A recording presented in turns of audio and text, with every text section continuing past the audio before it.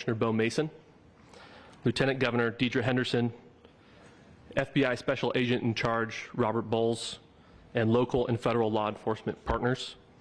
Following the remarks today, Governor Cox, Director Patel, and Commissioner Mason will take questions. Thank you.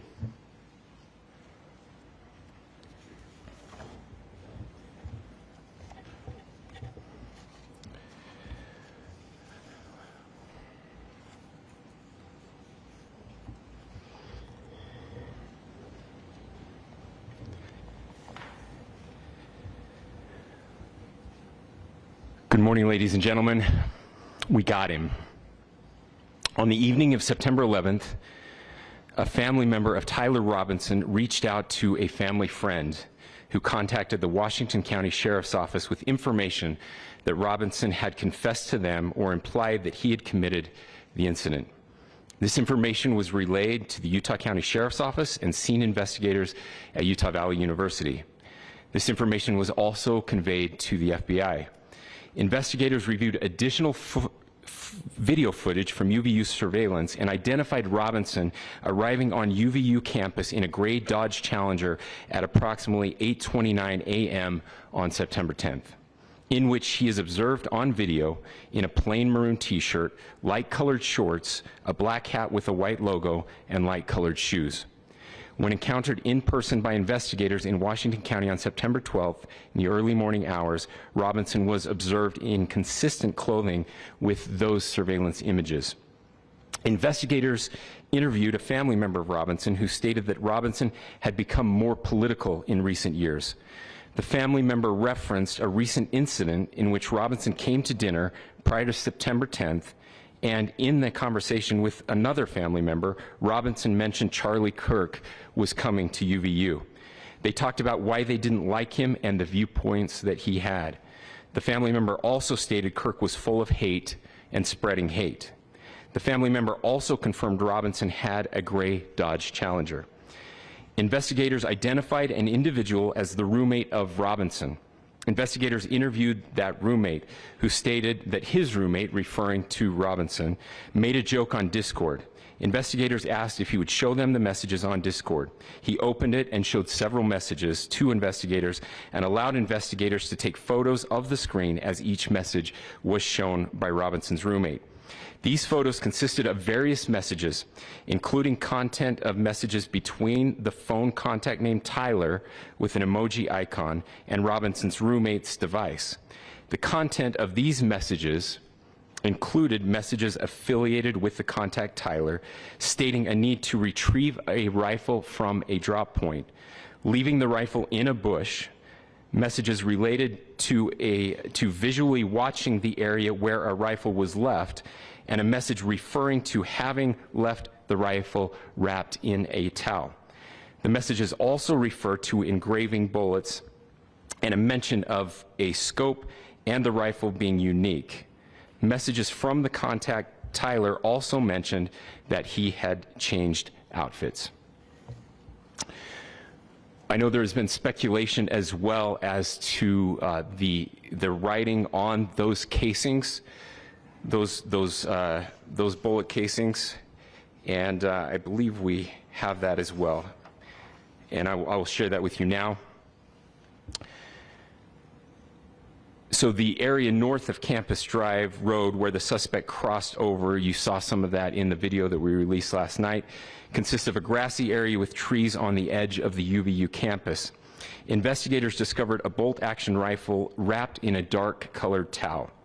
The rifle was determined to be a Mauser Model 98 30-06 caliber bolt-action rifle. The rifle had a scope mounted on top of it. Investigators noted inscriptions that had been engraved on casings found with the rifle. Inscriptions on a fired casing read, "Notices bulges, capital OWO, what's this?" ? Inscriptions on the 3 unfired casings read, "Hey fascist!" ! Catch! ! Up arrow symbol, right arrow and symbol, and 3 down arrow symbols. A second unfired casing read, Oh Bella Chow, Bella Chow, Bella Chow, Chow Chow, and a third unfired casing read, if you read this, you are gay, LMAO. We are indebted to law enforcement across the state who's worked seamlessly together, local law enforcement, state law enforcement, and our federal partners with the Federal Bureau of Investigation. We're grateful for everyone who worked together in such a short amount of time to find this person and to bring justice. I want to thank the public who has been so engaged, reviewing videos, helping us with sending in tips, and helping us get to this point.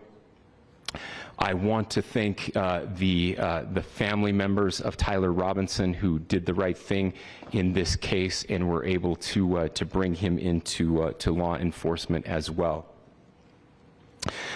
I especially want to thank the family of Charlie Kirk, Erica, Charlie's parents, his children. I want us to be thinking of them as we bring justice in this case. They will be involved in that justice. We will be working very closely with them as we move through this process as well. This is a very sad day for our country, a terrible day for the state of Utah, but I'm grateful that at this moment we have an opportunity to bring closure to this very dark chapter in our nation's history. With that, I will now turn the microphone over to the Director of the FBI, Kash Patel. Thank you, Governor. This is what happens when you let good cops be cops. The FBI and our partners are proud to stand here today together to bring justice to the family of Charlie Kirk and honor his memory. I want to express my deep gratitude to President Trump, the Vice President, and the entire White House who have been so incredibly supportive with both resources and just personally to the FBI as a team. They had our backs the entire way, and I just want to express my gratitude for giving us the resources we need to operate in this space to bring this sort of justice at this sort of speed. In 33 hours, we have made historic progress for Charlie. Governor Cox, our partnership has been absolutely incredible these last few days. Our partnership will endure. Your state and local partners, your sheriffs, your DPS community has been unbelievably impressive in the hardest of times. And a case like this cannot be solved, cannot be brought without partnering with your state and local authorities. The FBI has a certain role to play, and we will play that role, and we will lead out for the federal government. But Governor Cox, we are so grateful for your state partnership that led out on this investigation. A little bit of the timeline. Charlie was shot at 12:23 p.m. on Wednesday. The first FBI agents arrived on scene in 16 minutes with chiefs of police at 12:39 and secured the scene. The FBI immediately launched fixed-wing assets. We utilized these assets to transport personnel, specialty technicians, hostage rescue teams. We also utilized these assets to go back and forth from the East Coast and here in Utah to transport forensic evidence and other evidence that will be analyzed and is being analyzed at our FBI laboratories in Quantico and other laboratories, including the ATF. At my direction, the FBI released the first set of FBI photos of the suspect at 10 a.m. local time on 9/11. Then, shortly thereafter, the FBI reward of $100,000 was released at 10:45 a.m. local. Myself and Deputy Director Bongino arrived on the scene at approximately 5:30 p.m. on 9/11. The governor led a press conference last night at approximately 8 p.m. where at my direction the FBI released a never-before-seen video of the suspect. We also released new images to the public of the suspect. And just last night, the suspect was taken into custody at 10 p.m. local time. In less than 36 hours, 33 to be precise, thanks to the full weight of the federal government and leading out with the partners here in the state of Utah and Governor Cox, the suspect was apprehended in a historic time period. And I want to highlight what Governor Cox said. This would not have been possible without you, the media, and you, the public. That's why we went so public, so fast, and we're so transparent, and we're committed to that transparency. The crime scene, just a little bit there. It is a large crime scene. State and local authorities, along with federal authorities, processed that crime scene quickly. And I even had the ability to walk through that crime scene and walk through the steps the suspect took to learn more about what was needed and what resources we needed to bear to create a full picture for the FBI and leadership back in Washington. Furthermore, thankfully to state and local partners, forensic evidence has been seized and continues to be garnered. Forensic evidence has already been evaluated at FBI laboratories in Quantico and state and local authorities here. We will continue to process evidence as we see it, as we collect it, and we will continue to deliver to Governor Cox and his team. Last night, we had a total of approximately 7,000 interviews, 7,000 leads. As of this morning, thanks to your great work, we have over 11,000 leads that were called in to the FBI, and we are running out every single lead that we can. Every one of those leads will be run out. The arrest is a testament to the dedication of good law enforcement being great, and partnerships in law enforcement, which I've tried to highlight as my tenure as the director of the FBI. There is no better relationship for law enforcement than the FBI to partner with state and local authorities, and you've seen it here in these last few days. The FBI Salt Lake field office, along with our offices in LA, Phoenix, Denver, San Antonio, Las Vegas, Pittsburgh, Buffalo, our headquarters component in Quantico, all participate in the FBI. I want to express my deep gratitude to the employees of the FBI, the men and women, the evidence response team tacticians, the special operators, the agents, the support staff. You have done monumental work in historic time when the public, who had a right to demand such an expeditious solving of an investigation, the FBI answered that call diligently, critically important to our nation, and we delivered. And I'm proud to be their leader, and I'm proud to be the director of the FBI. This is a very much an ongoing investigation, as the governor said, and we will continue to work with state and local authorities to develop the investigation, to provide them the evidence they need for their ongoing prosecutions, and we will be here to answer every call they absolutely have, as long as it takes, for as long as we need to find and apprehend whatever suspects were involved in this crime. Lastly, to my friend Charlie Kirk, rest now, brother. We have the watch, and I'll see you in Valhalla.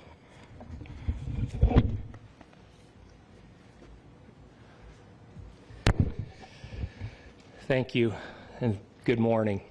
I would just like to take a few minutes as the sheriff to express my gratitude for everybody who has played a part in this investigation.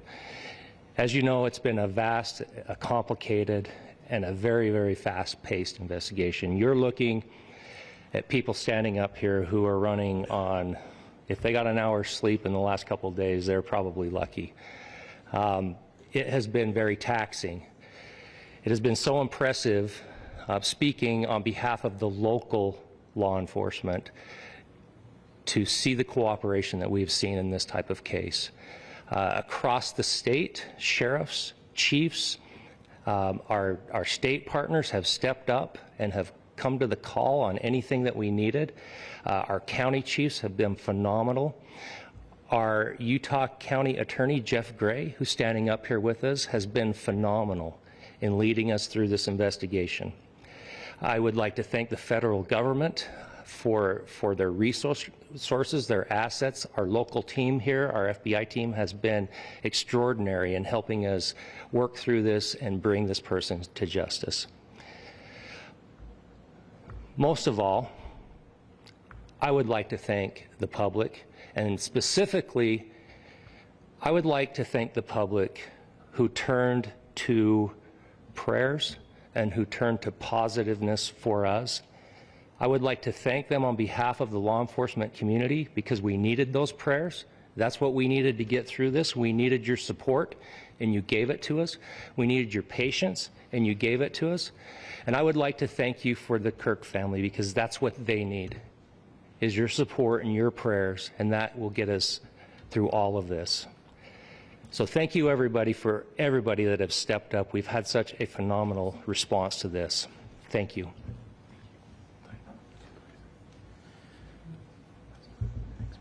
I also want to give a special thanks to the Attorney General and the Department of Justice. Their unwavering support and their commitment to justice is shown true here. And without AG Bondi and Deputy Attorney General Todd Blanche and the resources they brought to bear, we would not have been able to complete our mission. And I just want to say special thanks. It's an honor to be a part of the Department of Justice. Thank you again to our incredible law enforcement team who has worked so hard. Sheriff, I got a solid 90 minutes last night, so I'm probably the most well-rested person up here. Ladies and gentlemen, I get the microphone, so I hope you'll permit me a moment just to share a few more thoughts about where we are and how we got here and maybe a little bit of where we go from here. I don't want to get too preachy, but I think it's important that we, with eyes wide open, understand what's happening in our country today.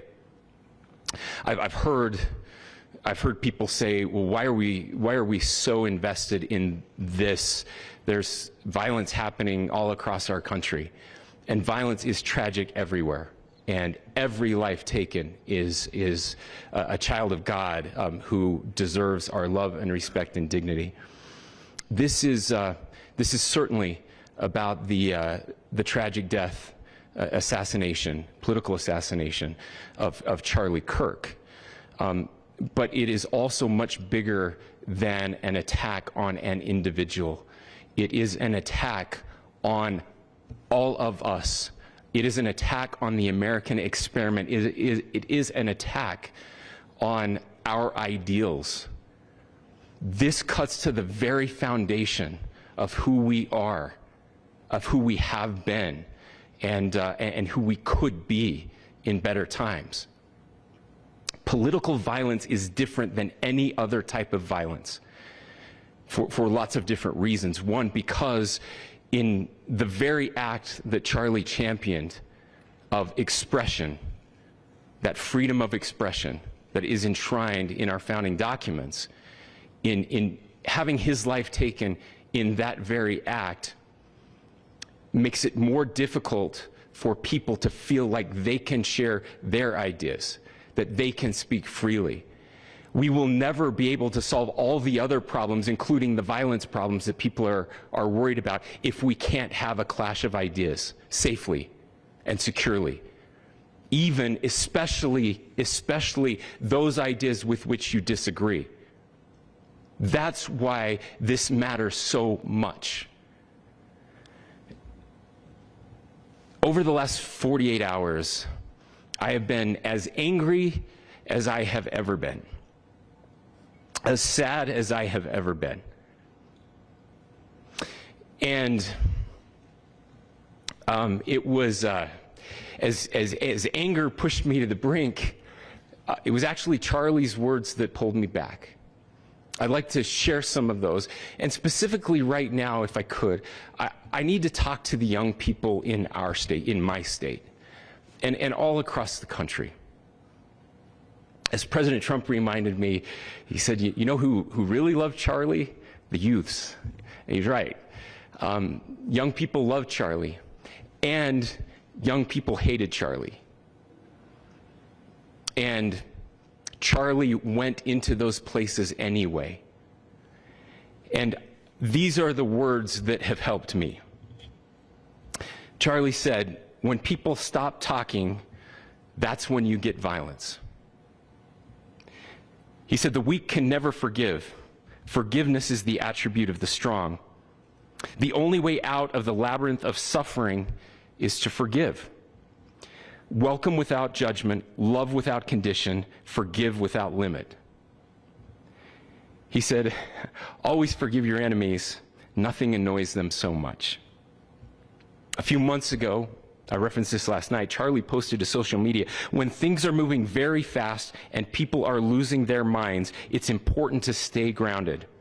Turn off your phone, read scripture, spend time with friends, and remember, internet fury is not real life. It's going to be okay. He again said, when you stop having a human connection with someone you disagree with, it becomes a lot easier to commit violence. He said, what we as a culture have to get back to is being able to have a reasonable agreement,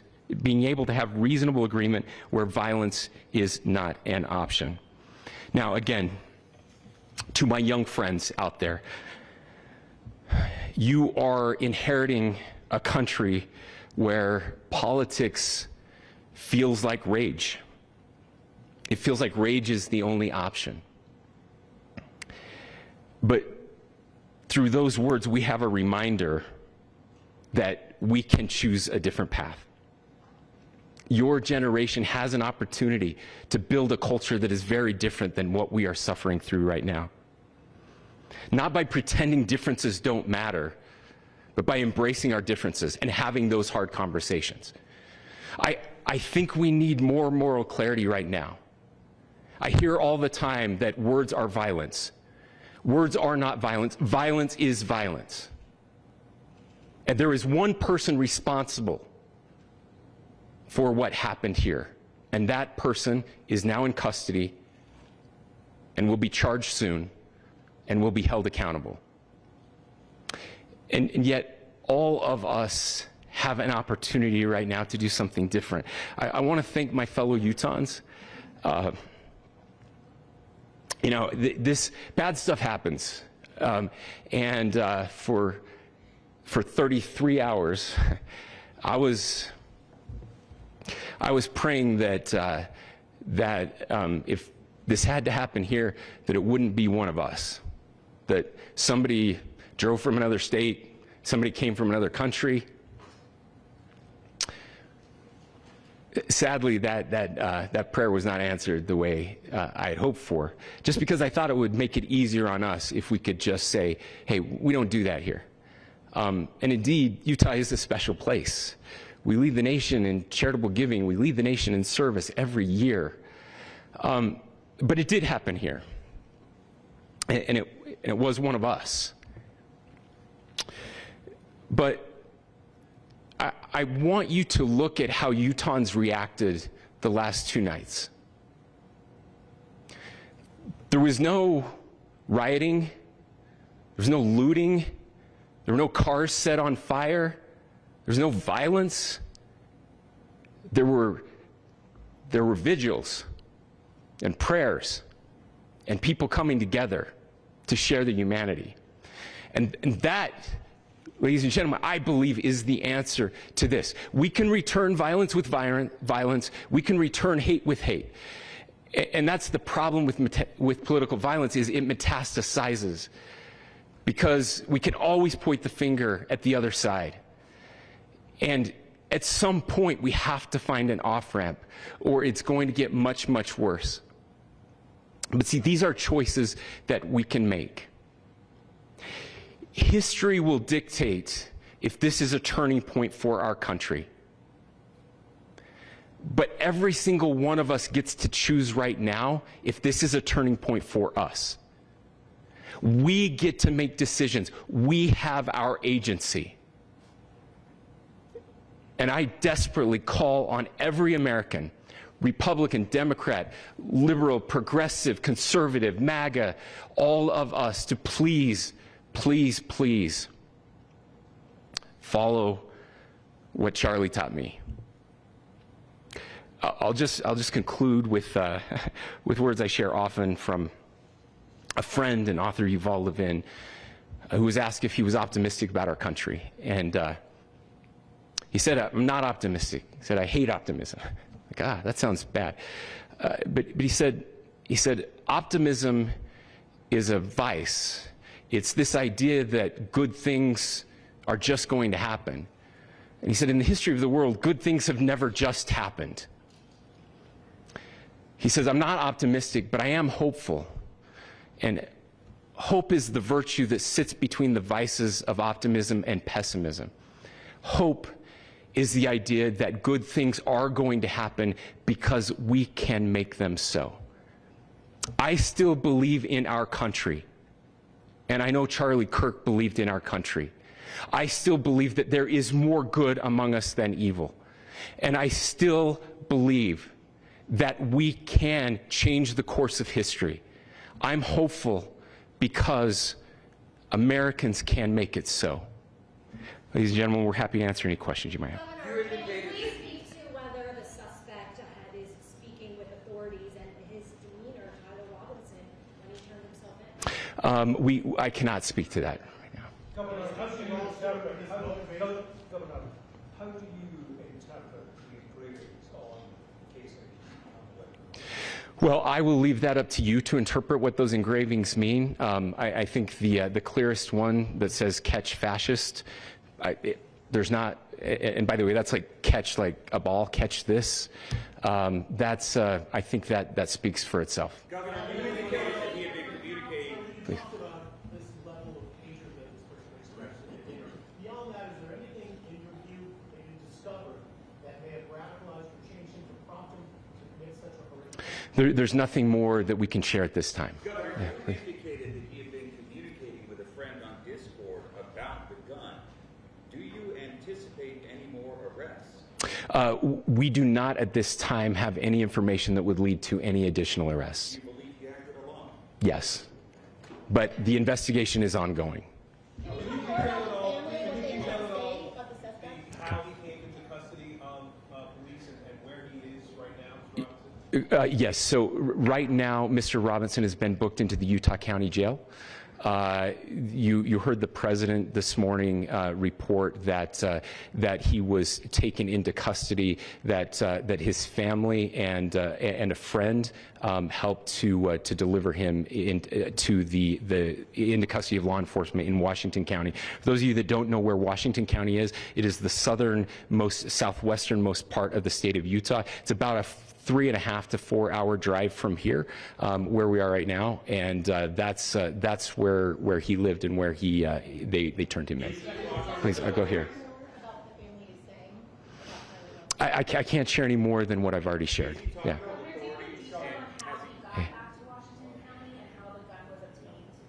So how we obtained the gun was found here. So I don't have much more details on that. We do know that he drove. We had his car here on campus, and then we had his car going south back to the St. George. It's actually the city of Washington in Washington County. Is he talking with authorities and did he discuss a motive?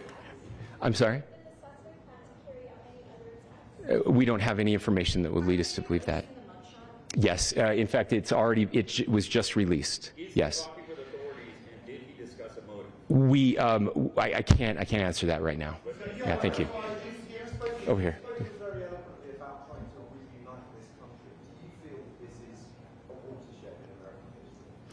I absolutely believe that this is a watershed in American history. Yes.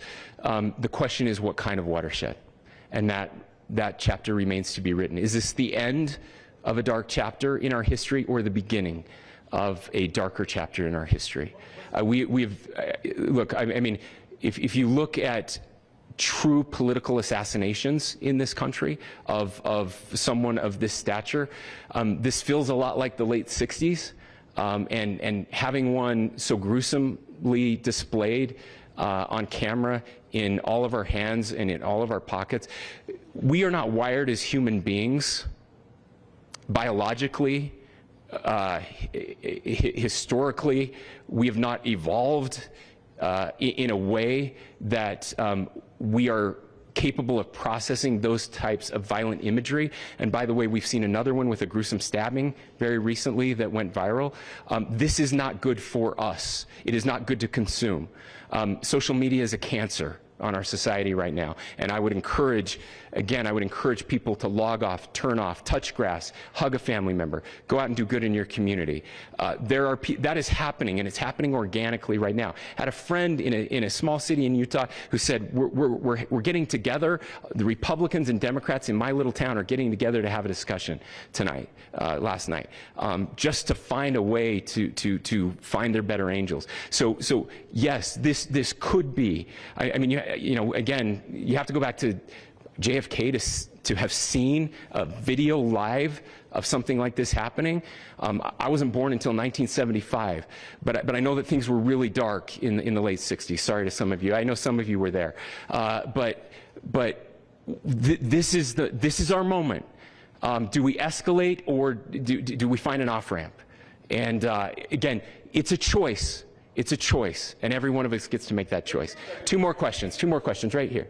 Could we clarify that the release of those enhanced images at 8 p.m. the timeline that Director Patel gave us led to the arrest at 10 p.m.? Is there a direct connection between those two events? I cannot comment if there is a direct connection or not, but all I can say is that that through some process, the family came to know that this had happened. One more thing, Governor. Could you just clarify the clothing issue you mentioned earlier? Was he changing outfits? Correct. Yes, yes. So, so when he's first spotted on campus, he has different clothing on, and then he changes clothing on the roof, and then changed back into that clothing at some point, so that when he was apprehended, when he was arrested, the clothing matched the clothing he had on before the shooting here at UVU. Last question here. Yes. The suspect was freshly caught. Can you kind of tell us a little bit more about where, and was he a student here at this university, and is there any history of mental illness? Yeah. So. I don't have any information on the mental illness part. He was not a student here at UVU. He was living and had lived for a long time with his family in Washington County, in the southernmost part of our state. Thank you, everyone, for your great work in getting this information out. I will just say, process-wise, this may be important. I know many of you aren't familiar with the process in Utah. I think it's important that you understand that.